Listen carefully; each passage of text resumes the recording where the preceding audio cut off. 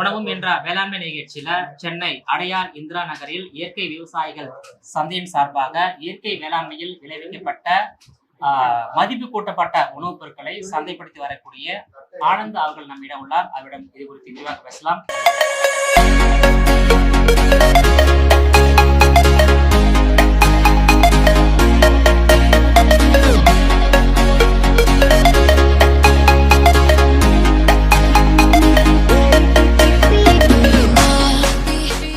ஐயா வணக்கம். வணக்கம். எத்தனை ஆண்டுகளாக இந்த இயற்கை விவசாயிகள் சந்தைகள் மூலமாக மதிப்பு கூட்டப்பட்ட பொருட்களை விற்பனை பண்ணிட்டு வரீங்க? அதை பத்தி நீங்க விரிவா சொல்லுங்க சார். அதாங்க, இங்க கடந்த 9 ஆண்டுகளா நான் இங்க இருக்கேன். அதாவது குறிப்பிட்டு சொல்லணும்னா 2014 செப்டம்பர் மாதத்துல இருந்து இன்று வரை. ஸோ இங்கே நிறைய மதிப்பு, நீங்க சொன்ன மாதிரி நிறைய மதிப்பு கூட்டப்பட்ட பொருள் இருக்கு. ஒன்னொன்னா பார்த்துருவோமா? பார்க்கலாம். சரிங்க. மூலிகை பல்பொடி இது திரிஃபலா இதுல இருக்குது. ஆனா இதுல இன்னும் நிறைய அரிய வகை மருத்துவ குணம் கொண்ட கிராம்பு அதெல்லாம் இருக்கு. இந்து உப்புலாம் சேர்த்துருக்கோம். இது கருவேலம்பட்டை அடங்கியது. இது லிக்விட் ஜாகரி சொல்லக்கூடிய, இப்போ தேன் நம்ம கொடுத்தோம்னா அது என்ன பண்றாங்க, மக்கள் ஸ்வீட்னரா மாத்திக்கிறாங்க, சுகருக்கு மாற்றாக்கிறாங்க. அதனால நம்ம இந்த பாகு காய்ச்சி இது கொடுக்கும்போது தேன் நிறைய சாப்பிட மாட்டோம். ஏன்னா தேன் நமக்கு மருத்துவ குணங்களுக்காக மட்டும் நாங்கள் கொடுக்குறோம், உணவு இல்லாம. ஸோ இதுல கொஞ்சம் பிட்டர்னஸ் இருக்கும், அதாவது கசப்புத்தன்மை வாய்ந்த தேன், நாவல், அப்புறம் வேப்ப மரம், இந்த மாதிரி மரங்கள்ல இருந்து தேனீக்கள் சேகரிக்கும் போது இதுல நமக்கு அந்த கசப்பு கலந்த ஒரு துவர்ப்பு வரும். இது ரொம்ப அரிய மருத்துவ குணமுடைய தேன். இதுவும் மருத்துவ குணமுடையதுதான். ஆனா அந்த அளவுக்கு கசப்பு தன்மை இருக்காது. இது மக்கள் நிறைய பேர் தேன்னால இனிக்கும், கசப்பு சொல்றீங்க. அல்ல, அந்த கசப்பு தன்மைக்கு தான் நம்ம அந்த நாவல் மரம் அதெல்லாம் பக்கத்துல நிறைய இருந்ததுன்னா கொஞ்சம் கசப்பு இருக்கும். அது மருத்துவ குணம் அடங்கிய பொருளா மாறிடும். இது ஜென்ரலா எல்லாரும் பயன்படுத்தக்கூடிய அந்த ஆப்பிள் சைடர் வினிகர். ஸோ இதை நம்ம தண்ணியில டைல்யூட் பண்ணி தினமும் குடிச்சா நம்ம உடம்புல இருக்க கொழுப்பு அதெல்லாம் நமக்கு கரைஞ்சிடும். இது மிக முக்கியமான பொருள் நெல்லி தைலம். நெல்லி அப்படியே காய்ச்சி தேங்காய் எண்ணெயில கான்சென்ட்ரேட்டடா பண்ணியிருக்காங்க. இதை நம்ம கோகனட் ஆயிலோட கலந்து ரெகுலரா தேங்காய் எண்ணெயா டெய்லியா பயன்படுத்தலாம். இல்ல வாரத்திற்கு 2 தடவை அது தலையை தேய்ச்சிட்டு நம்ம குளிச்சிடலாம். அதாவது உங்ககிட்ட இருக்கிற அந்த மதிப்பு கூட்டப்பட்ட பொருட்கள் எல்லாமே நம்ம உடம்புல உள்ள ஒவ்வொரு ஆர்கனையும் ஆரோக்கியமாக வைத்துக் கொள்வதற்கு தேவையான பொருட்கள் எல்லாமே மதிப்பு கூட்டி விற்பனை பண்றீங்க. அதுதான் கான்செப்ட். அந்த உள்ளுறுப்புகள் எப்படி ஆரோக்கியமா ஆகுதுன்னா, ரத்தத்தை சுத்திகரிக்கிறதால அந்த சுத்திகரிக்கப்பட்ட ரத்தம் எல்லா பகுதிக்கும் போறதால அப்படியே நீங்க சொன்ன மாதிரி உள் உறுப்புகள்லாம் அது தூய்மை அடையும். அது இல்லாம அதுல ஏதாவது பாதிப்பு இருந்தாலும் அது சீக்கிரமா சரியாயிடும். ஸோ இது மற்றொரு மூலிகை. இது எல்லாருக்கும் அறிஞ்சதுதான், பூனை மீசைன்னு சொல்லுவாங்க. அது பார்த்தாலே அந்த மாதிரி தெரியும் அந்த பூக்கள்ல இருந்து. இது ரத்தத்துல இருக்கக்கூடிய யூரிக் ஆசிட் அளவை கம்மி பண்ணிடும். அண்ட் ரத்தத்துல இருக்க தேவையில்லாத பொட்டாசியம், அதாவது எது அதிகரிச்சாலும் அது விஷத்தன்மை வாய்ந்தது. சுகர் அதிகமாக இருந்தால் அது விஷத்தன்மை, அது எல்லாமே கரைச்சி வெளியேற்றக்கூடியது. சுகர் நல்லா குறையும். அண்ட் கல் அடைப்பும் இது நீக்கும். அந்த மாதிரி ஒரு ப்ராடக்ட் தான் பூனை மீசை. அதாவது உடம்புல நோய் வருவதற்கு முன்பாகவே நோய் எதிர்ப்பு சக்தியை அதிகரிக்கக்கூடிய பொருட்கள் எல்லாம் உங்ககிட்ட. ஆமா, அதான் நோய் ஆயிலுக்கான ஐட்டம். நோயை ஏற்படுத்தக்கூடிய காரணிகளை வெளியேற்கும். இது ஒரு 16 மூலிகை அடங்கிய ஹெர்பல் ப்ராடக்ட். இதுக்குள்ள நம்ம தேங்காய் எண்ணெயோ இல்லை நல்லெண்ணெயோ போட்டு அடைச்சி வச்சுட்டு அதுக்கப்புறம் இதுல இருந்து ஒரு 3-4 நாள்ல வெளியே எடுத்துட்டு தேங்காய் எண்ணெயா தலைக்கு பயன்படுத்தும். முடி நல்லா வளரும், முடி உதிர்வை தடுக்கும். அந்த டேண்ட்ரஃப்னு சொல்லக்கூடிய அந்த பொடுகு தடுக்கப்படும். அண்ட் உடலுக்கும் குளிர்ச்சியா இருக்கும். இது மேல்கோட்டை பகுதியிலேருந்து வரக்கூடிய புளியோகரை பவுடர். இது நம்ம சாதத்துல அப்படியே கலந்து சாப்பிடலாம். இது புளியோகரை பேஸ்ட். இதுவும் சூடான சாதத்துல கலந்து சாப்பிடக்கூடியது. இது ஊறுகாய் வகையை சேர்ந்த. ஊறுகாய் வகையிலையும் நம்ம நெல்லிக்காய், இப்போ தேன் நெல்லி யூஸ் பண்றோம். அதே மாதிரி இந்த நெல்லிக்காய் ஊறுகாய் விட்டமின் சி சத்து அதிகரிக்கும். விட்டமின் சி சத்து இருந்தால் இம்யூனிட்டி அதிகமாக இருக்கும், உடல் எதிர்ப்பு சக்தி. ஸோ இது தீப எண்ணெய். தீப எண்ணெயில 4 எண்ணெய் இருக்கும். நல்லெண்ணெய், வேற என்ன இருக்கும், இலுப்பை எண்ணெய், தேங்காய் எண்ணெய், அதுக்கப்புறம் கேஸ்டர் ஆயில், ஆமணக்கு எண்ணெய். இது 4 அடங்கியது. ஸோ இது ரெகுலர் கோகனட் ஆயில். இது ரொம்ப விற்கும் இங்கே. வேப்பிலை, துளசி, வெந்தயம், கறிவேப்பிலை அதே மருத்துவ குணம் தான் இதுலயும். ஆனா இது ரெகுலரா நம்ம டைல்யூட் பண்ணாமே பயன்படுத்தலாம், அப்படி டைரக்ட் ஆயிலாவே பயன்படுத்தலாம். இது நம்ம பிளாக் லீஃப், அதாவது தேநீரை பால் கலக்காம அப்படியே வர காப்பி வர டீ மாதிரி போட்டு குடிக்கலாம். அது மாதிரி நமக்கு கிரீன் டீ இப்போ நிறைய பேர் கிரீன் அந்த மாதிரி இதுலயும் இருக்கு. இது ரெண்டுமே வந்து இலை வடிவில் தான் இருக்கும், ஸோ பொடி மாதிரி இருக்காது.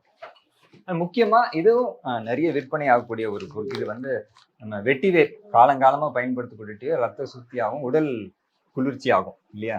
ஸோ அந்த மாதிரி இது தண்ணியில போட்டு நம்ம சாப்பிடலாம். முடத்தக்கான்ல நாங்க சூப்ஸ் மாதிரி பண்ணியிருக்கோம். அது எப்படின்னா போட்டு நம்ம ரசத்தை தான் வந்து ரொம்ப திக்கரா பண்ணி சூப்ஸ்ன்னு சொல்றாங்க வெஸ்டர்ன்ல. நம்மளும் அதே மாதிரி சூப்ஸ் வகையில அதுல நெல்லி கரிசாலைன்னு இருக்கும், அப்புறம் சதாவரி, அஸ்வகந்தா, பிரம்மி இது அடங்கிய சூப் மிக்ஸ் இருக்கும். அப்புறம் புனர்னவான்னா மூக்கரட்டை கீரை இதுல. ஸோ இதெல்லாம் ஒவ்வொரு மருத்துவ குணம் அடங்கியது. அது நம்ம ரசத்துல அப்படியே நம்ம பயன்படுத்தி சாப்பிடலாம், இல்ல சூப்ஸ் மாதிரியும் சாப்பிடலாம்.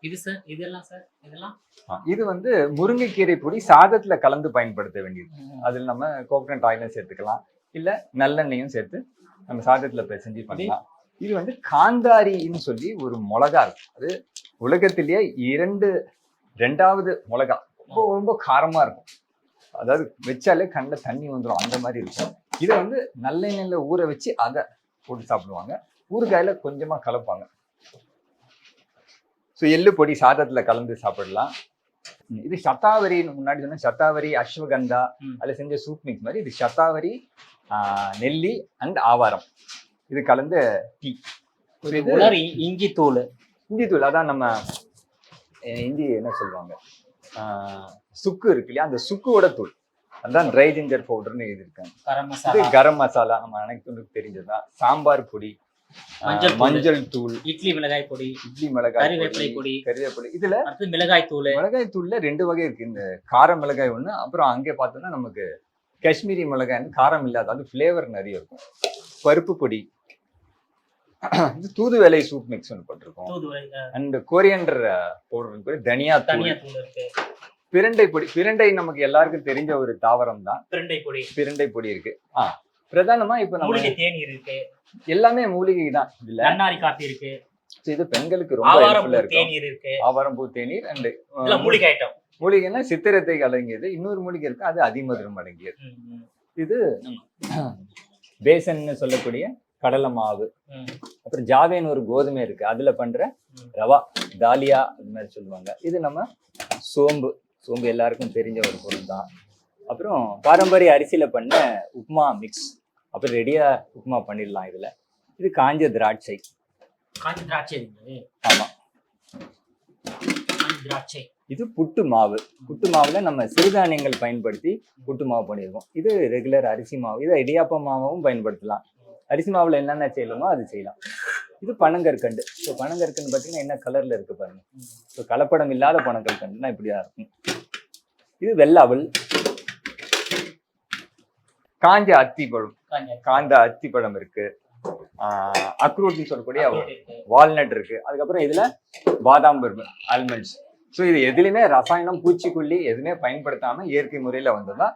நிறைய தின்பண்டங்கள் இருக்கு இங்க. எள்ளு உருண்டை, அதுக்கப்புறம் எள்ளு லட்டு பண்றாங்க. ஸோ எள்ளு லட்டுல இருக்கு. கடலை உருண்டை இருக்கு. சரி, கடலை லட்டு இது அது எள்ளு லட்டு. எள்ள வந்து நம்ம பொடிச்சு, அது வந்து எள்ளு உருண்டை, இது எள்ளு லட்டு, அது பொடிச்சு பண்றாங்க. அதனால இது அதிரசம், பாரம்பரிய அரிசியில பண்ற அதிரசம். இது காஜு கட்லி பர்ஃபி. இது வந்து நம்ம திறந்தாலே அது சீக்கிரமா விற்பனை ஆடும், அந்த மாதிரி இருக்கும். ஏன்னா டிமாண்ட் நிறைய இருக்கும். டிஃப்ரெண்ட் வெரைட்டிஸ் பத்தி ஒவ்வொரு பர்ஃபியும் பாத்தீங்கன்னா, இது வந்து நம்ம டேட் பாம்னு சொல்லுவாங்க, அதாவது பேரிச்சம் மரம் இருக்குல்ல, அதுல இருந்து வெள்ளத்தை எடுத்து இந்த பர்ஃபி பண்ணிருக்கோம். இது நம்மளுடைய அன்றாடம் பாரம்பரிய விதைகளை கொண்டு இயற்கை வேளாண்மையில விளைவிக்கப்பட்ட பொருட்களை வாங்கி மதிப்பு கூட்டி தான் விற்பனை பண்றீங்க. ஆமா, ஓகே. ரொம்ப ஆரோக்கியமான விஷயம் நீங்க பண்றது. இதெல்லாம் குழந்தைங்க ரொம்ப விரும்பி சாப்பிடுறாங்க. இது சொல்லிட்டீங்க. அதுக்கப்புறம் அதை சொல்லுங்க சார். அது என்ன சார்?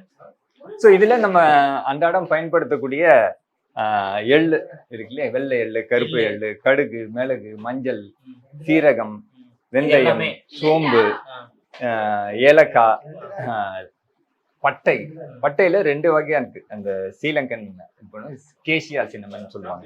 இதெல்லாம் வந்து இதயம்க்கு ரொம்ப நல்லது, இதய வால்களுக்கு. இதய வால்கள்ல படிஞ்சிருக்கும் அந்த கொழுப்பு கூட கரைச்சி கொண்டு வரக்கூடிய திறன் வாய்ந்தது இது.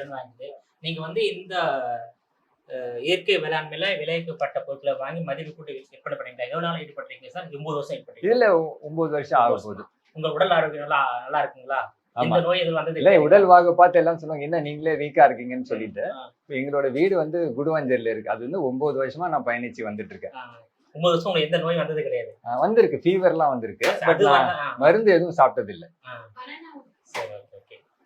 அதே வந்து அப்படியே ஓய்வு கொடுத்தா போயிடும். உடலே மருத்துவர், அவ்வளவுதான். ஸோ அது இல்லாம இங்க நீங்க இதுக்கு முன்னாடி பார்த்துருப்பீங்க, எதுவுமே நம்ம பேக்கெட் பண்ணல. இது எல்லாமே மக்களே அவங்களுடைய மெனக்கெட்டு அவங்களே வந்து பாத்திரம் கொண்டு வருவாங்க, அவங்களே வந்து அந்த ஜிப் பவுச் மாதிரி கொண்டு வந்துருவாங்க. அதனால நம்ம பிளாஸ்டிக் பயன்பாடு அறவே கிடையாது. ஸோ பிளாஸ்டிக் பயன்பாடு வாங்க வரவங்க வந்து அவங்களே பொருள் கொண்டு வந்துறாங்க. நீங்க வந்து அந்த பாக்கெட் கொடுத்தாங்க. அவங்களுக்கு தெரியும்ல என்ன பொருள் இங்க இருக்குன்னு சொல்லிட்டு அதுக்கேற்ற மாதிரி அவங்களே பாத்திரம்லாம் கொண்டு வந்துருவாங்க. உங்க இந்த இயற்கை விவசாய சந்தையில எவ்வளவு வாடிக்கையாளர்கள் வந்து நிரந்தரமா இருக்காங்க சார்? நிரந்தர வாடிக்கையாளர்கள் இப்போ 500க்கு மேல இருக்காங்க. தொடர்ந்து இப்போ எண்ணெய்லாம் இன்னி வரைக்கும் நம்ம ஒரு 100 லிட்டர் எண்ணெய் கிட்ட வரைக்கும் கொடுத்துருக்கோம். நீங்க வந்ததுல இருந்து இது வரைக்கும். ஒரு நாள் மட்டும்? ஆமா. அது வந்து ஒரு சராசரியான நிகழ்வு தான். ஏன்னா நம்ம கொடுக்கப்படுற எண்ணெய் இந்த எண்ணெய் வித்துல இருந்து பார்ப்போம். ஸோ எண்ணெய் வித்து வந்து எந்த வித ரசாயனம் பூச்சிக்கொல்லி இல்லாம இருக்கா, அதுக்கப்புறம் அது எண்ணெய் ஆட்டுறது எப்படி இருக்கு, மரச்செக்கில் தான் ஆட்டுறாங்க. ஏன்னா ஒவ்வொரு வாசனையே வந்து ரொம்ப நல்லா இருக்கு, ரொம்ப குணமா தான் இருக்கு. இப்போ வந்து நீங்க இந்த இயற்கை வேளாண்மை விளைவிக்கப்பட்ட பொருட்கள் எப்படி பர்ச்சேஸ் பண்றீங்க சார்? தமிழ்நாட்டுல இருந்து? அதான் முதல்ல தமிழ்நாட்டிலயும் இருக்காங்க, கர்நாடகா மாநிலத்துல இருக்காங்க, கேரளா மாநிலத்துல இருக்காங்க. நீ நேரடியா போய் வாங்கிட்டு வரீங்களா? ஆமா, நேரடியா போக மாட்டோம். நாங்க என்ன பண்ணுவோம், எங்க விவசாயம் நடக்குதோ அந்த இடத்துக்கே நேரடியா போயிடுவோம். நேரடியா போய் இப்போ அந்த இடத்துல நமக்கு மொழி இருந்ததுன்னா கூடவே நம்ம அங்க இருக்கிற விவசாய நண்பர்கள், தமிழும் ஆங்கிலம் தெரியும், இல்ல தமிழும் அங்க இருக்கிற லோக்கல் லாங்குவேஜ் தெரிஞ்ச மக்களை சந்திச்சு அவர் கூட கூட்டு போயிடுவோம். நீங்களே போயிட்டு வாங்கிட்டு வருவீங்க? வாங்கிட்டு வர மாட்டோம், முதல்ல வாங்கிட்டு வர மாட்டோம். முதல்ல போய் அது சரியான முறையில பண்றாங்களா இல்ல ஃபார்ம் விசிட் போயிட்டு அதுக்கப்புறம் பொருள் வாங்குவீங்க. ஃபார்ம் வேலிடேட் பண்ணுவோம், எப்படிலாம் இருக்கு, அதை சுத்தி ஏதாவது ரசாயன விவசாயம் நடக்குதா, இல்ல திடீர்னு நம்ம மழை தண்ணி வந்தா எல்லாமே அங்க தேங்குதா, எல்லா பேராமீட்டர்ஸும் பார்ப்போம். ஒவ்வொரு இதுவும் பார்த்து ஃபைனலாக முடிவான அப்புறம் தான் நம்ம கொள்முதலே பண்ணுவோம். நாங்கள் போயிட்டு அவங்களே பேக் பண்ணி அனுப்புவாங்க.